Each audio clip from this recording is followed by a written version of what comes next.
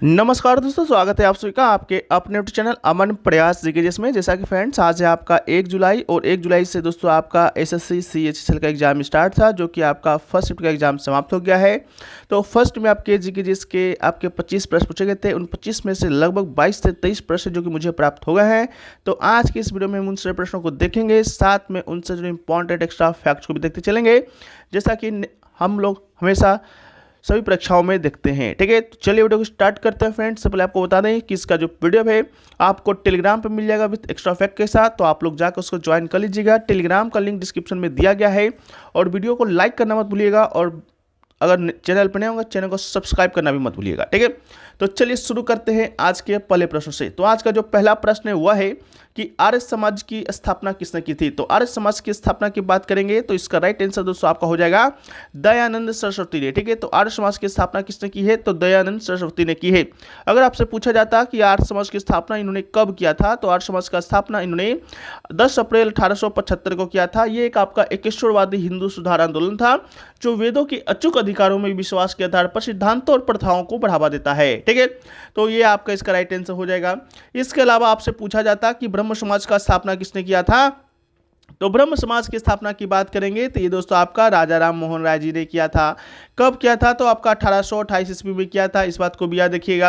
अगर आपसे पूछा जाता सत्य शोधक समाज की स्थापना किसने किया था, तो सत्य शोधक समाज की स्थापना की बात करेंगे तो इसका राइट आंसर दोस्तों आपका ज्योतिबा फुल्ले हो जाएगा, जो कि आपका कल परसों पूछा गया है सीपीयू के एग्जाम में। इसके अलावा पूछा जाता है कि गुलामगिरी पुस्तक किसके द्वारा लिखा गया है, तो गुलामगिरी पुस्तक भी आपका ज्योतिबा फुल्ले के द्वारा ही लिखा गया है। ठीक है, इसके अलावा अगर आपसे पूछा जाता कि आत्मीय सभा का स्थापना किसने किया है, तो आत्मीय सभा का स्थापना भी राजा राम मोहन राय जी ने किया है।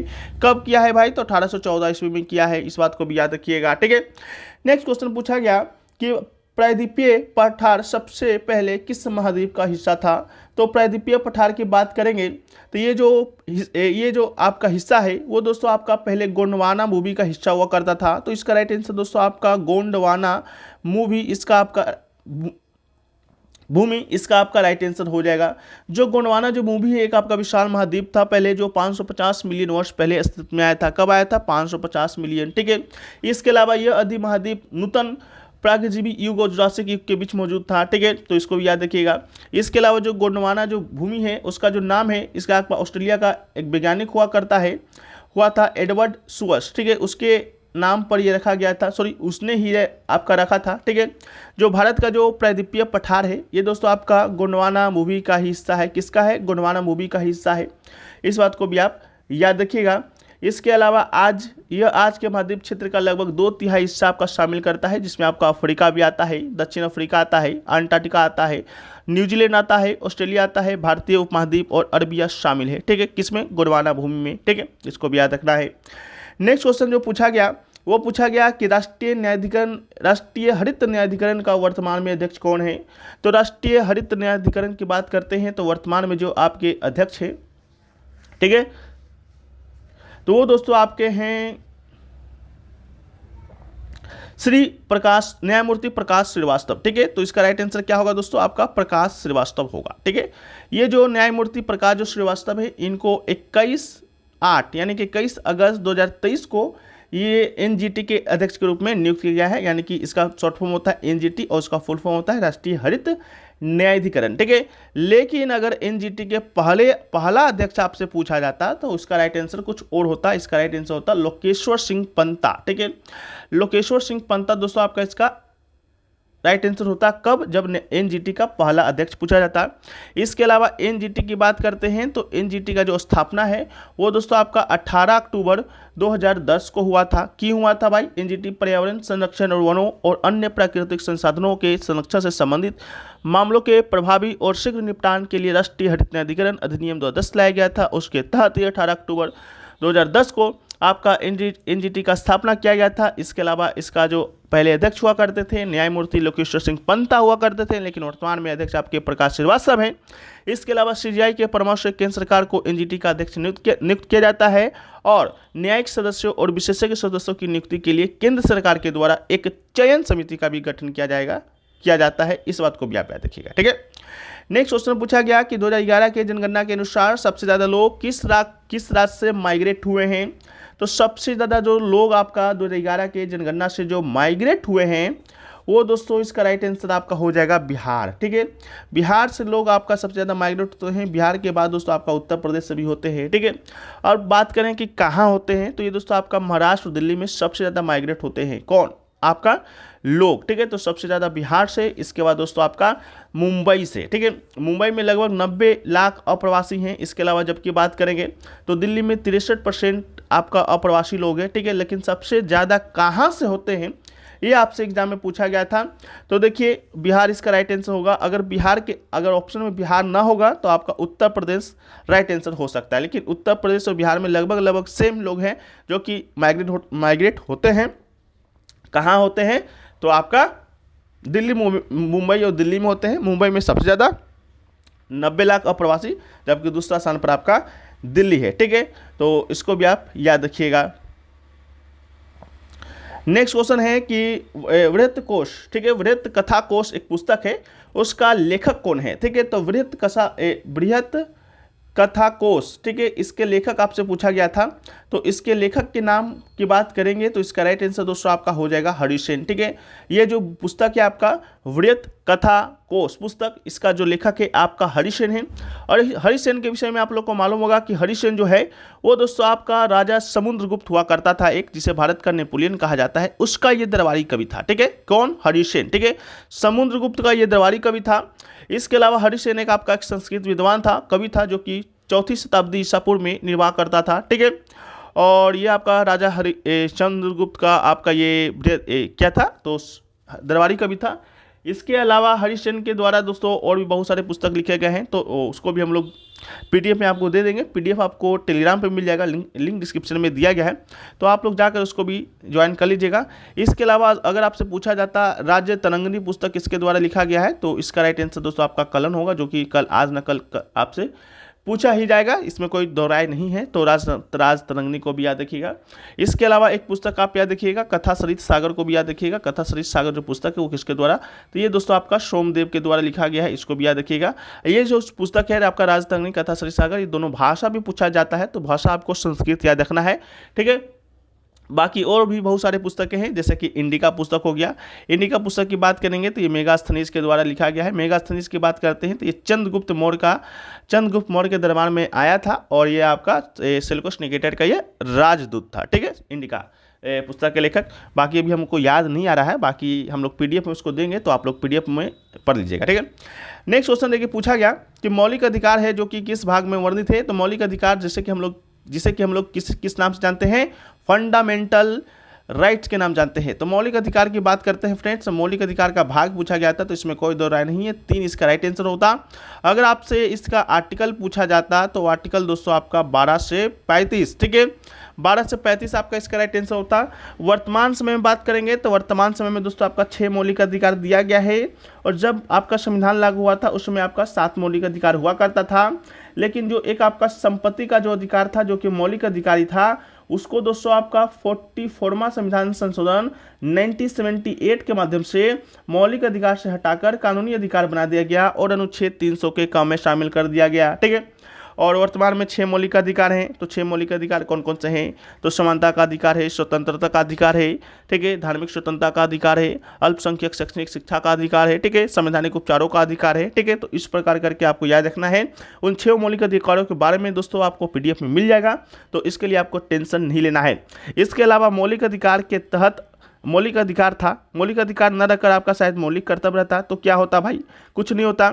मौलिक कर्तव्य अगर रहता तो इसका राइट आंसर भाग 4A होता। ठीक है, भाग 4A होता। आर्टिकल की बात करते तो आर्टिकल आपका कब क्या होता? तो आर्टिकल 51A होता। ठीक है, वर्तमान में मौलिक कर्तव्य कितने हैं? तो वर्तमान में मौलिक कर्तव्य आपके 11 हैं। ठीक है, पहले कितना हुआ करते थे? संविधान में पहले नहीं था। इसको 42वां संविधान संशोधन हुआ था आपका 1976 में, उसके माध्यम से जोड़ा गया था। ठीक है, कितने मौलिक कर्तव्य जोड़े गए थे? उस समय 10 जोड़े गए थे, तो अभी 11 है, तो एक और कब जोड़ा गया? तो एक जोड़ा गया था आपका 2002 में जोड़ा गया था। कब जोड़ा गया था? 86 में संविधान संशोधन के माध्यम से। इसके अलावा किस समिति की सिफारिश पर? तो सरदार सोवन सिंह समिति की सिफारिश पर जोड़ा गया था भाई, ठीक है। फिर इसके बाद सवाल आता है कि सरदार सोवन सिंह समिति ने कितने मौलिक कर्तव्यों को जोड़ने की सिफारिश की थी? तो इन्होंने 8 किया था, लेकिन हुआ था 10, ठीक है। इसके अलावा किस देश के संविधान से लिया गया है? तो आपका यूएसएसआर के संविधान से लिया गया, जो कि अब आपका रूस हो गया है, ठीक है। यही सभी प्रश्न आपके एग्जाम में पूछे जाते हैं। एक और पूछा जाता है डीपीएसपी के बारे में। भाई डीपीएसपी कौन से भाग में है? तो ये दोस्तों आपका भाग 4 में है, भाग 4 में है।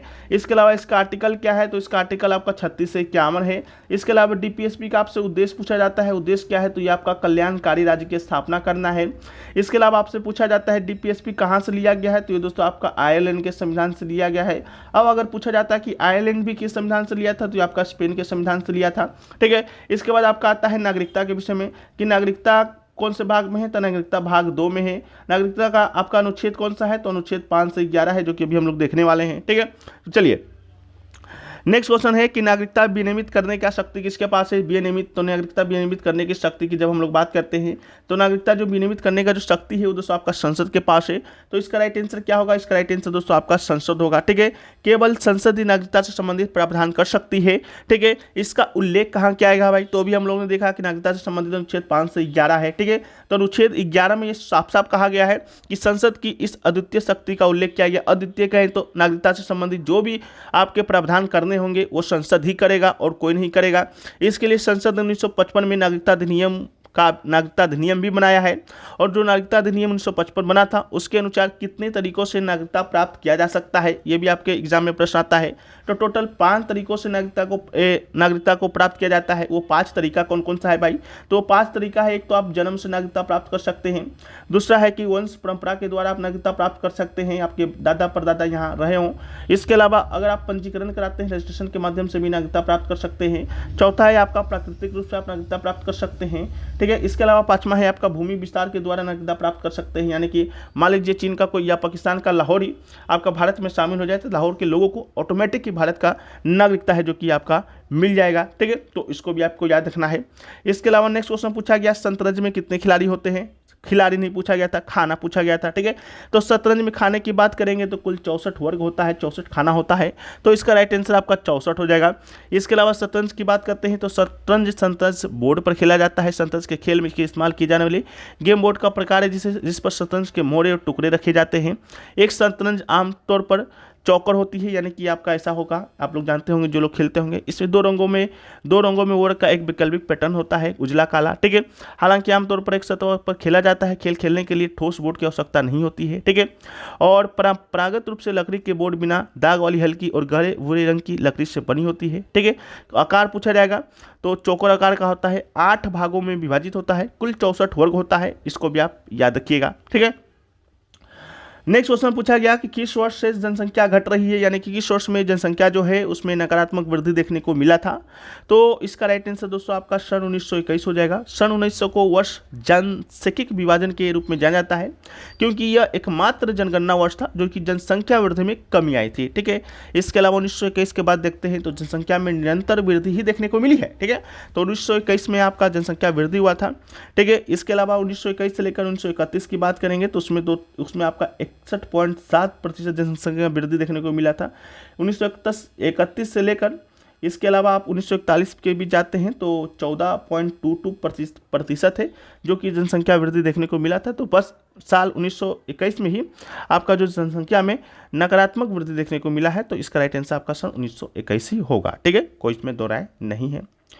नेक्स्ट क्वेश्चन जो पूछा गया वो पूछा गया कि नेक्स्ट क्वेश्चन देखते हैं कि वित्तीय वर्ष आपका कब शुरू हुआ था।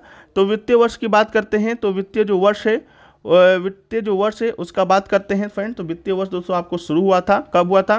तो ये शुरू कब होता है ये पूछा गया था।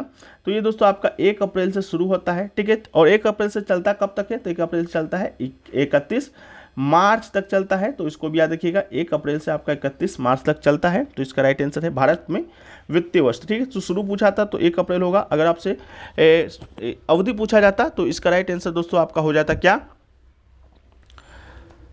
31 मार्च होता, ठीक है। इसके बाद बात करते हैं कि आपका ये जो अवधि है वो दोस्तों ये जो वित्तीय वर्ष है वो तो आपका 1 अप्रैल से 31 मार्च तक चलता है, ठीक है। लेकिन अगर आपसे पूछा जाता कि बजट का उल्लेख कौन से अनुच्छेद में किया गया है, बजट यानी कि बजट का उल्लेख तो नहीं किया गया है, लेकिन इसके जगह आपका एक शब्द लिखा गया है वार्षिक वित्तीय विवरण। ठीक है, तो वार्षिक वित्तीय विवरण की बात करते हैं तो इसका जो उल्लेख है दोस्तों आपका अनुच्छेद 112 में किया गया है, तो इसको भी आप याद रखिएगा। ये भी प्रश्न आपके एग्जाम में पूछा जाता है। बाकी वित्तीय वर्ष के विषय में आप लोग को मालूम होगा कि जिस अवधि में आय अर्जित की जाती है उस वित्तीय वर्ष या वित्तीय वर्ष के रूप में जाना जाता है। आयकर रिटर्न दाखिल किया जाता है और एक कंपनी के लिए करों को भुगतान आमतौर पर वित्तीय वर्ष की समाप्ति के अगले वर्ष में किया जाता है। ठीक है, इसके अलावा यह अगला वर्ष है जिसमें आयकर के लिए निर्धारण किया जाता है और आंकलन वर्ष किया जाता है। ठीक है, नेक्स्ट क्वेश्चन देखिए, पूछा गया कि 100% डिजिटल साक्षर पंचायत किस राज्य में है भाई। तो 100% डिजिटल साक्षर पंचायत की बात करेंगे तो इसका राइट आंसर दोस्तों आपका क्या होगा, केरल होगा। केरल में एक जिला है आपका तिरुवनंतपुरम, आप लोग को मालूम होगा तिरुवनंतपुरम जो कि केरल का आपका राजधानी भी है। तो केरल के तिरुवनंतपुरम में एक जिला है, एक ग्राम पंचायत है जिसका नाम है पुलुमपारा। ठीक है, क्या नाम है, पुलुमपारा। ठीक है, यही जो पुलुमपारा है देश की पहली पूरी तरह से डिजिटल रूप से साक्षर पंचायत बनने का गौरव प्राप्त हुआ है। किससे हुआ है, तो पुलुमपारा का हुआ है। कौन जिला में है, तिरुवनंतपुरम। कौन से राज्य में है, तो केरल राज्य में है। ठीक है, तो इसको भी आप याद रखिएगा। और ये जो योजना शुरू किया गया था डिजिटल बनाने का 15 अगस्त 2021 को शुरू किया गया था, जो कि अब जाकर आपका बन चुका है। और नेक्स्ट क्वेश्चन देखिए, पूछा गया दूसरी और तीसरी पंचवर्षीय योजना का कार्यकाल कितना था भाई। तो दूसरी और तीसरी का पूछा गया था, तो दूसरी और तीसरी की बात कर लेते हैं। इसके बाद हम लोग पहली और चौथी की भी बात कर लेते हैं। ठीक है, तो देखिए दूसरी की बात करते हैं उससे पहले दोस्तों हम पहली का भी बात कर लेते हैं। ठीक है, तो थोड़ा सा ज़्यादा सिस्टमेटिक ढंग से आप समझ पाइएगा। तो देखिए प्रथम बात करते हैं पहली पंचवर्षीय योजना का। तो ये जो पंचवर्षीय योजना है आपका 1951 में शुरू होता है जवाहरलाल नेहरू जी के द्वारा, और आपका पहली पंचवर्षीय योजना 1956 तक चलता है 5 सालों के लिए।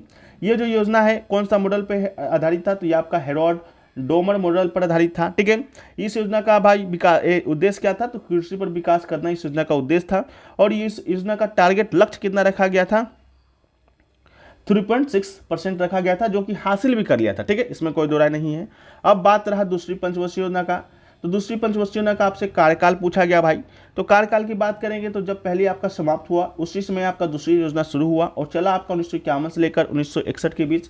ये योजना कौन से मॉडल पर आधारित था, तो पीसी महाल नोविस मॉडल पर आधारित था। पीसी महाल नोविस मॉडल पर आधारित था। इसका क्या लक्ष्य था, तो इसका लक्ष्य था आपका औद्योगिक विकास पर क्या करना, जोर देना। इसके अलावा इस योजना का लक्ष्य कितना रखा गया था, 4.1% रखा गया था, जो कि आपका हासिल भी कर लिया था। अब बात आ रहा है तीसरी पंचवर्षीय योजना का।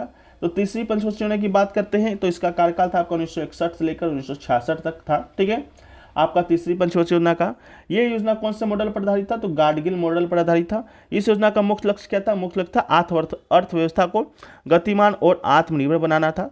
और इस योजना में लक्ष्य कितना रखा गया था, लक्ष्य तो रखा गया था 5.6% का, लेकिन हासिल हुआ था मात्र 2.4%। ठीक है, तो ये भी है। तो हम लोग पहली दूसरी तीसरी देख लिए। नेक्स्ट वीडियो में चौथी पांचवी छठी देखेंगे। इसी प्रकार करके टोटल 12 पंचवर्षीय योजना को हम लोग समाप्त कर देंगे। नेक्स्ट क्वेश्चन है भाटियाली लोक संगीत किस राज्य से संबंधित है। तो भाटियाली लोक संगीत की बात करते हैं तो इसका राइट आंसर दोस्तों आपका पश्चिम बंगाल हो जाएगा। भाटियाली पश्चिम बंगाल का लोक संगीत है। ये नदी गीत से संबंधित है, जिसे नदी अपने नाटमियों के माध्यम से प्रस्तुत करती है। भाटियाली के नाम से एक नदी भी है। भाटी का अर्थ होता है भाव। ठीक है, तो आप इसको भी याद रखिएगा। भाटियाली किसका है, तो आपका पश्चिम बंगाल का लोक नृत्य है। बाकी और भी लोक नृत्य के बारे में हम लोग अलग अलग वीडियो में देखेंगे। बाकी पीडीएफ आपको सभी लोक नृत्य का मिल जाएगा। नेक्स्ट क्वेश्चन है दिलेर मेहंदी किस भाषा के गायक हैं। तो दिलेर मेहंदी की बात करते हैं तो ये दोस्तों आपका भारत के भांगड़ा पोप गायक है। क्या है, तो भांगड़ा पोप गायक है। और भांगड़ा कहाँ पर होता है आप लोग को मालूम होगा, भांगड़ा होता है पंजाब में। ठीक है, तो ये आपका पंजाबी संगीतकार है, तो इसको भी याद रखिएगा। और उनके पहले एल्बम में भारत में बिक्री के रिकॉर्ड तोड़े थे। 1995 में उन्हें भारत में कई बेहद सफल एल्बम रिकॉर्ड किए और कई बॉलीवुड गाने भी गाए हैं। ठीक है, दिलेर मेहंदी तो पंजाबी भाषा के गायक हैं और भांगड़ा पॉप गायक हैं। अगला है शकेवा किस राज्य का धार्मिक त्यौहार है। शकेवा की बात करते हैं तो शकेवा दोस्तों आपका सिक्किम का आपका धार्मिक त्यौहार है। स से शकेवा, स से सिक्किम। ठीक है, तो इसका राइट आंसर दोस्तों आपका सिक्किम होगा। सिक्किम में एक आपका धार्मिक समुदाय रहता है। कौन सा समुदाय, किरात खाम्बू समुदाय। ठीक है, किरात खाम्बू राय समुदाय रहता है, उसी के द्वारा ये धार्मिक त्यौहार मनाया जाता है। इसे भूमि पूजा या चंडी पूजा पृथ्वी माँ की पूजा के रूप में जाना जाता है। ये जो त्यौहार है वैशाख के हिंदू पूर्णिमा के दिन शुरू होता है, जो आमतौर पर अप्रैल में मनाया जाता है। ठीक है, इसके अलावा सिक्किम से संबंधित और प्रमुख त्यौहार को देखें तो दोस्तों आपका सोनम लोखर, इसको भी याद रखिएगा, सोनम लोखर। ठीक है, इसके अलावा याद रखिएगा माघ संक्रांति। ठीक है, और सबसे इम्पोर्टेंट आपको याद रखना है लोसार, ठीक है।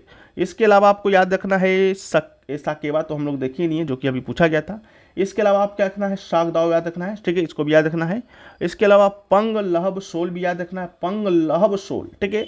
इसके अलावा तमु लोखर सभी को याद रखना है, ये सभी आपका सिक्किम से ही संबंधित आपका त्यौहार है, ठीक है।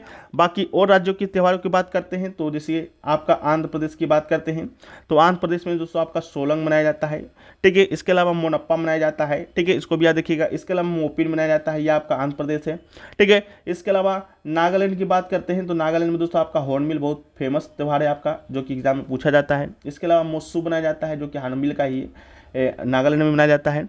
मेघालय की बात करते हैं तो मेघालय में दोस्तों आपका नोगकरम फेस्टिवल मनाया जाता है, एग्जाम में पूछा जाएगा। इसके अलावा खासी महोत्सव मनाया जाता है, जहाँ खासी पहाड़ी है। और आपका बता दें तो झारखंड की बात करते हैं तो करम उत्सव याद रखिएगा, करम उत्सव झारखंड में मनाया जाता है, ठीक है। नेक्स्ट क्वेश्चन देखिए, पूछा गया कि व्यापार संतुलन क्या है, ठीक है। देखिए व्यापार संतुलन से प्रश्न आपका एग्जाम में बना था, तो व्यापार संतुलन की जब हम लोग बात करते हैं तो व्यापार संतुलन किसी भी देश का, जैसे हम लोग भारत के परिप्रेक्ष्य में बात करते हैं तो भारत के निर्यात और आयात में अंतर को ही व्यापार संतुलन कहा जाता है। व्यापार संतुलन अनुकूल होने की स्थिति में आयात की तुलना में निर्यात अधिक होता है, व्यापार संतुलन प्रतिकूल होने की स्थिति में निर्यात की तुलना में आयात अधिक होता है, ठीक है। तो ये क्या है, तो निर्यात और आयात का अंतर है, किसका, निर्यात माइनस आयात इक्वल टू व्यापार संतुलन, ठीक है। तो निर्यात आयात का संतुलन क्या कहलाता है, तो व्यापार संतुलन कहलाता है, ठीक है। एक क्वेश्चन आपसे पूछा गया डीएनए किस सिद्धांत पर कार्य करता है भाई, तो डीएनए की बात करेंगे तो ये दोस्तों आपका डबल हेलिक्स मॉडल पर कार्य करता है, तो इसका right answer double helix model होगा, ठीक है। डीएनए का प्रत्येक अणु एक डबल हेलिक्स है, जो न्यूक्लियोटाइड के दो पूरक स्ट्रैंड से बना होता है, जो जीसी और एटी बेस पेयर के बीच हाइड्रोजन बॉन्ड के द्वारा एक साथ बंधे होते हैं, ठीक है। तो इसको भी याद रखिएगा। बाकी डीएनए का खोज वगैरह किसने किया था, नहीं किया था, हम लोग इसको पीडीएफ में देंगे, तो याद रखिएगा डबल हेलिक्स मॉडल पर यह आपका कार्य करता है, ठीक है। इसके अलावा बात करते हैं, एक प्रश्न आपका यहाँ पर छूट गया था कि राष्ट्रीय पर्वतरोही और साहसिक केंद्र दोस्तों आपका कहाँ पर स्थित है, तो इसका राइट आंसर दोस्तों आपका गुलमर्ग हो जाएगा, ठीक है। क्या होगा, गुलमर्ग होगा। गुलमर्ग की बात करते हैं तो ये दोस्तों आपका कहाँ पर है, गुलमर्ग आपका ये जम्मू कश्मीर में है, ठीक है। तो इसको भी याद रखिएगा। यह हमारे देश में आधुनिक और सबसे लोकप्रिय स्की प्रशिक्षण स्थान है और इसमें पर्यटन मंत्रालय भारत सरकार के द्वारा स्थापित किया गया था 1968 में। गुलमर्ग में भारत की अस्थायी परियोजना के रूप में गुलमर्ग विंटर स्पोर्ट्स प्रोजेक्ट कहा जाता है, ठीक है। और ये आपका गुलमर्ग में स्थित है।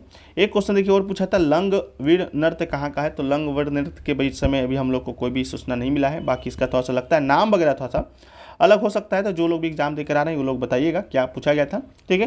तो ये तो हम लोग सभी क्वेश्चन देख लिए हैं और चलिए हम लोग देख लिए हैं, लेकिन एक सूचना और है।